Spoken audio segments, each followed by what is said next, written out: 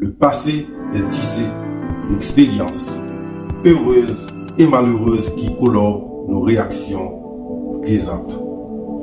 Souvent, à notre insu, certaines de nos réactions demeurent enfouies sous le seuil de notre conscience.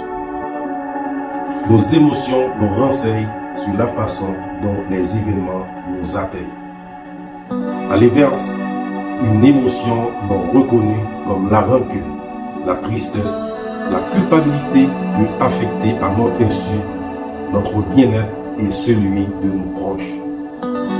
Loin d'être des guides, nos émotions deviennent alors des boussoles déréglées. Et c'est là qu'on commence à parler de stress négatif. J'ai dit stress négatif parce que le stress peut être positif. Qu'est-ce que le stress? On parle de stress chaque jour. Il y a une multitude de définitions concernant le stress. Mais moi, je préfère m'arrêter sur celle qui est la plus pertinente. Le stress est une mobilisation des ressources d'une personne dans le but d'atteindre un objectif ou un ensemble d'objectifs. En dose contrôlée, ce stress est positif, mais celui dont la personne a perdu le contrôle risque de la miner, c'est le stress négatif. 10 signes du stress négatif.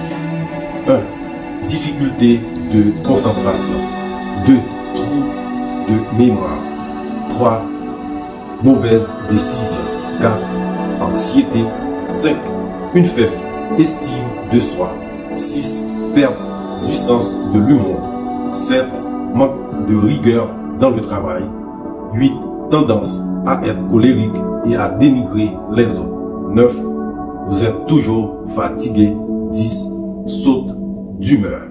Et pour le stress positif, voici les différents signes. 1. Facilité de concentration. 2. Rigueur dans le travail. 3. Esprit de collaboration. 4.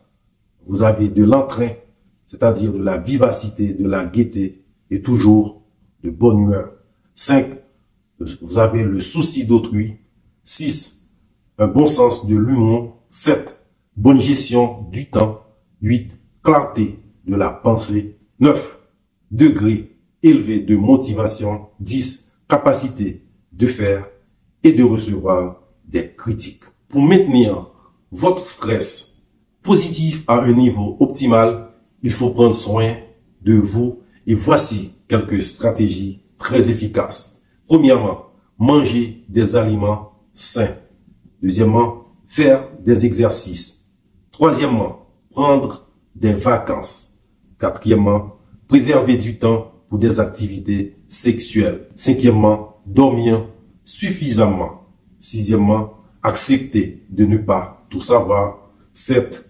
Rechercher l'équilibre entre le travail, la famille, les relations sociales. Chers amis, si vous avez aimé, n'oubliez pas de liker. Et surtout, bâtissez votre bonheur. L'univers de Patrick, c'est discuter, informer et comprendre.